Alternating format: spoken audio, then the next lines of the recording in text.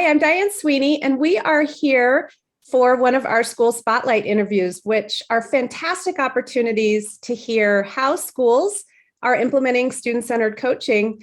And really, today's focus is on that principal-coach partnership. We cannot implement coaching without it. And I can say that 1,000 times, but it's just so nice when we get to hear from the voice of administrators who are doing this very work themselves. So today's school is Shades Cahaba Elementary School in Homewood, Alabama.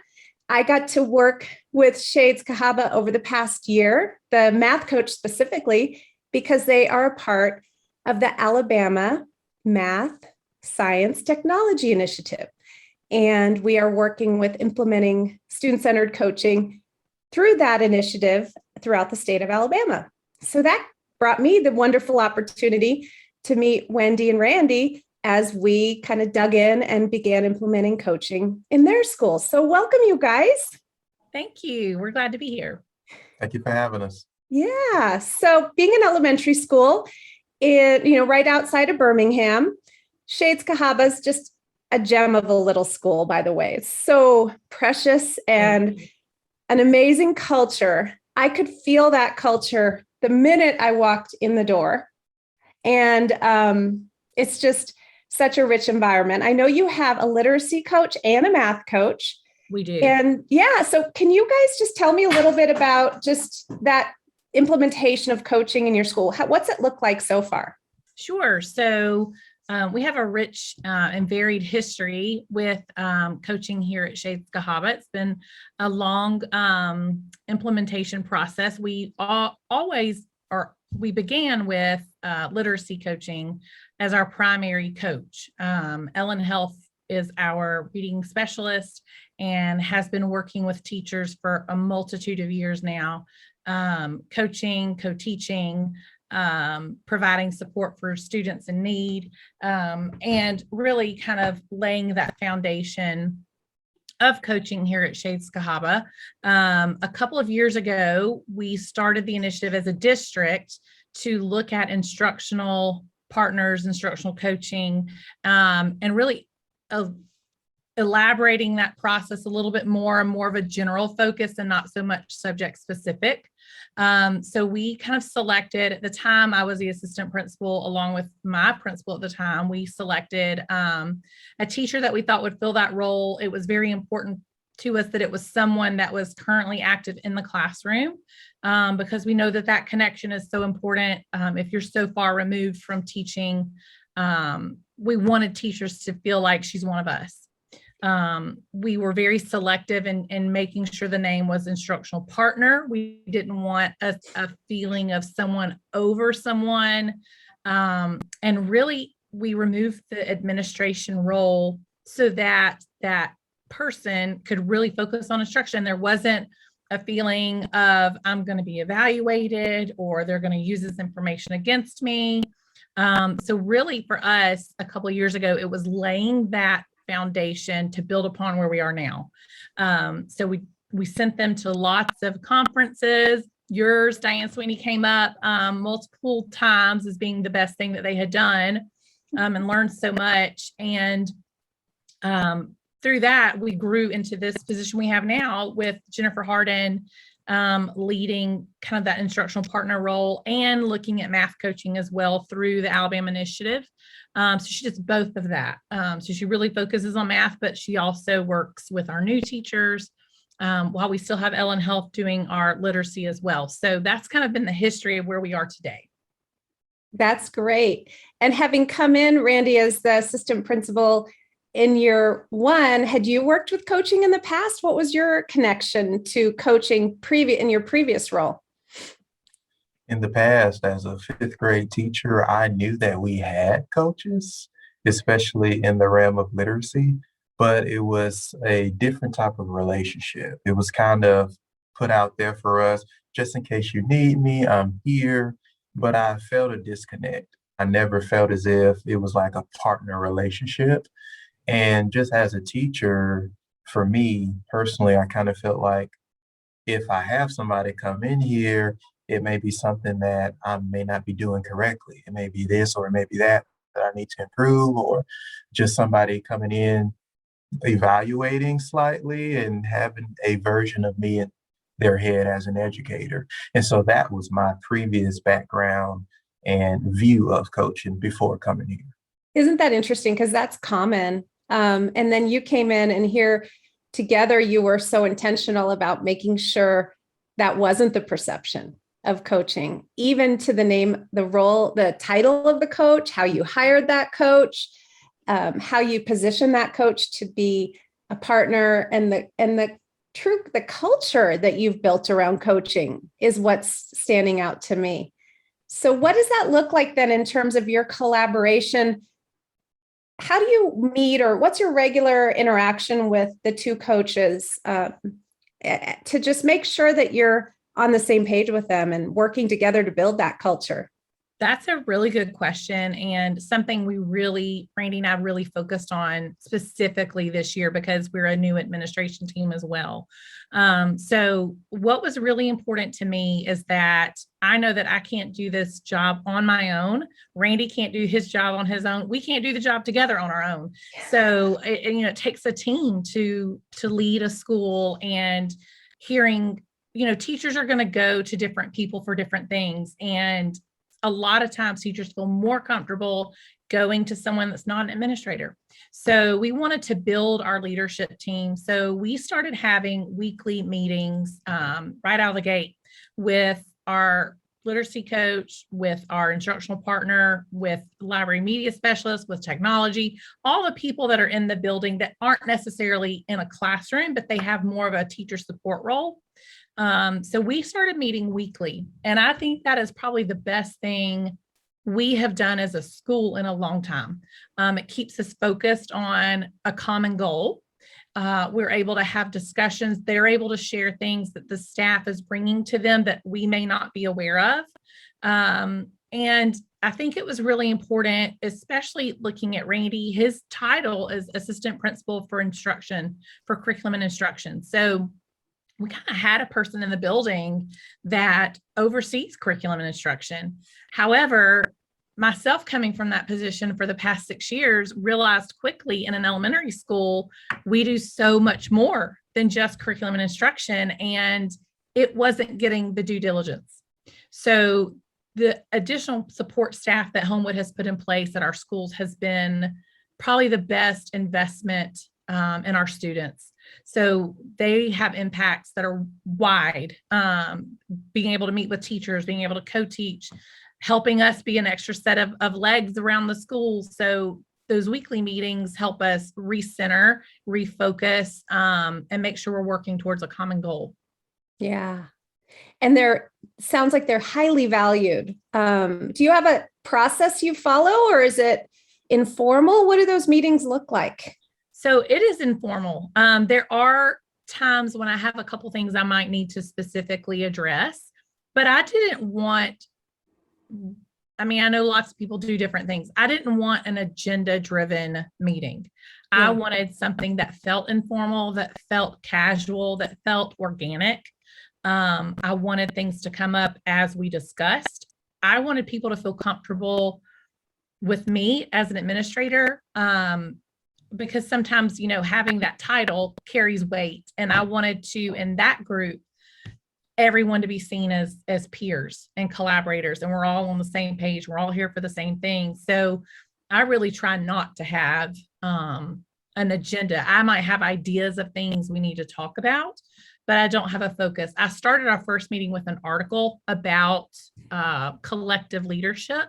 Mm. And that's I rooted everyone in that commonality of this is what we are. And we discussed that article, and then we kind of parsed out what our school needs are. And then we've just been working from that. And so it's been I've loved it. It's been great. We've actually decided to expand the leadership team a little bit and have classroom teachers involved as well. Oh, that's good. That will start the second semester. We had the faculty kind of vote on who they would like to represent them. So that will start this week or this month. Yeah. I'd love to post the article you mentioned in our notes for this video. So I'll make sure we do that. How do it's a you, Peter DeWitt article, so I'll okay, grab it for you. yeah, that would be great. How do you guys get one of the big questions I guess we get, and it kind of, Randy, what you were saying about when you were a teacher before you were an admin, your experience with coaching, kind of that the coach is out there, use the coach if you need the coach. And there's not a lot of, I guess, planning for getting teachers to actually participate in the first place in coaching. How do you encourage that? How do you engage teachers authentically so that it's not as if coaches are sitting in their offices waiting for people to come show up, but it's also not as if you're mandating it with a heavy hand either. What's your dance when it comes to that?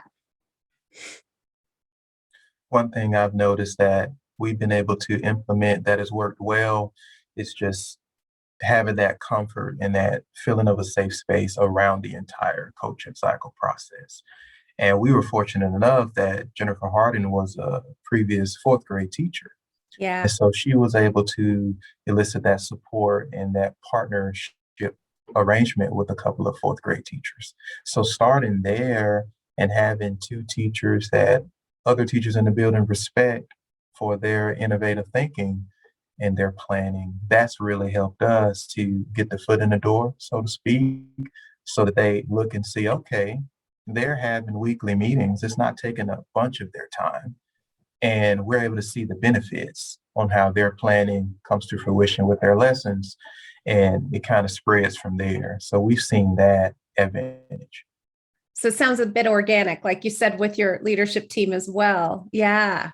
So starting with those existing relationships and then spreading it, that spread probably takes intentionality too, I'm guessing, though, in terms of celebration and advocacy.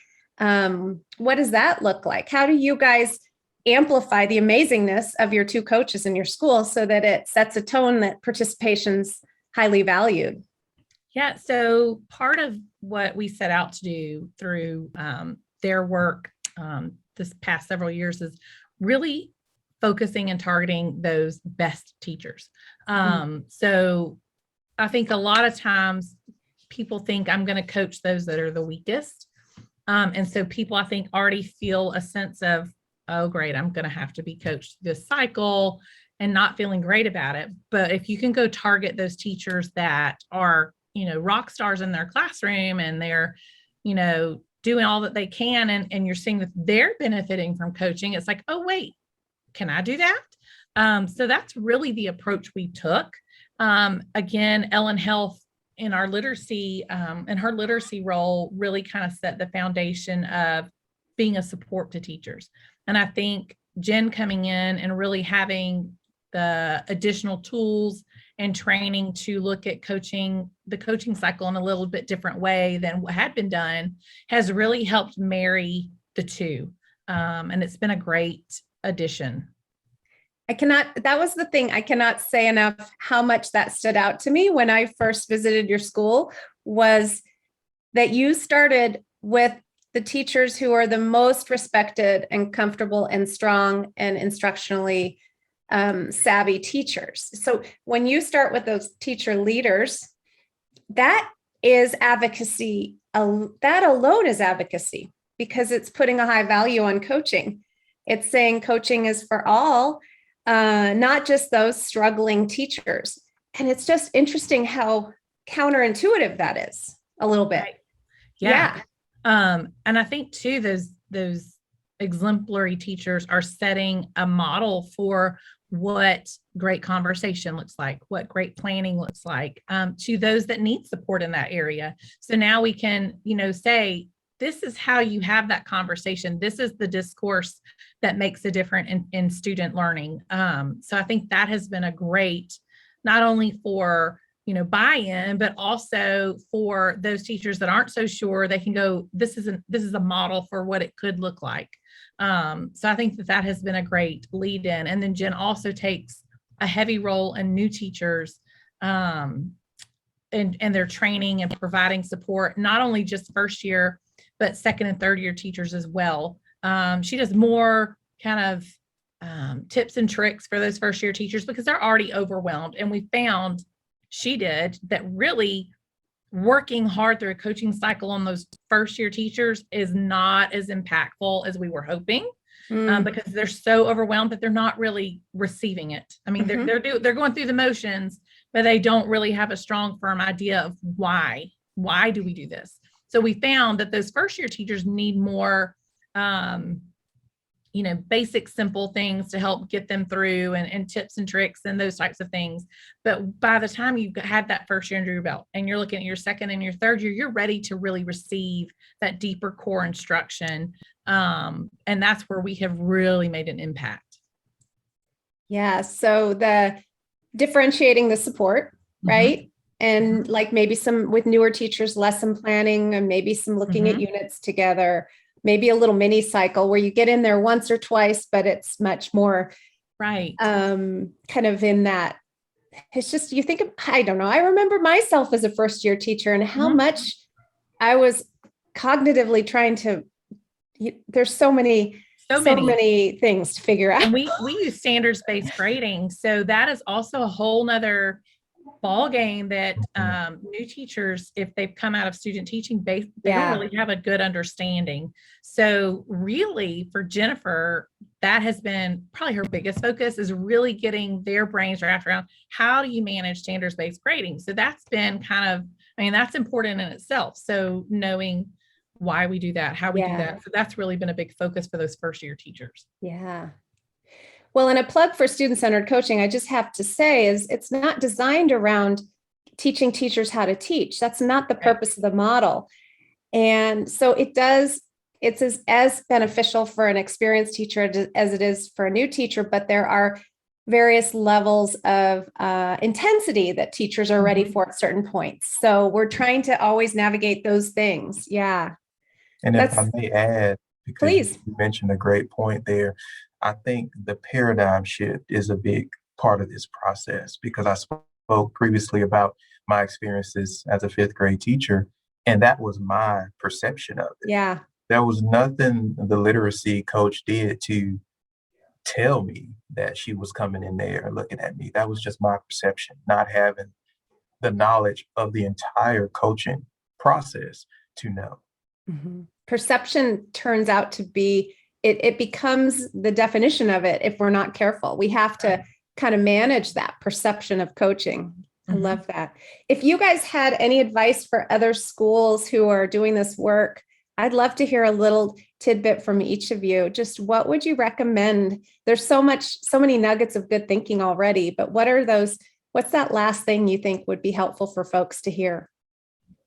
I think if you start with the end in mind, and when I say the end, keeping your end in mind, that's students. That's the end goal, is our student and learning their growth, their experiences. And if you can keep that your focus through the coaching cycle, through a mini coaching cycle, you're just going to make that much more of an impact. So I think if you can make sure that you stay focused on your discussions around student learning, how are we affecting students, it takes the pressure off what the teacher's doing. We're doing it because this is for our students.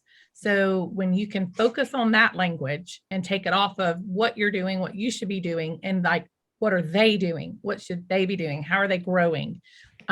Really helps the conversation remain positive and remain focused.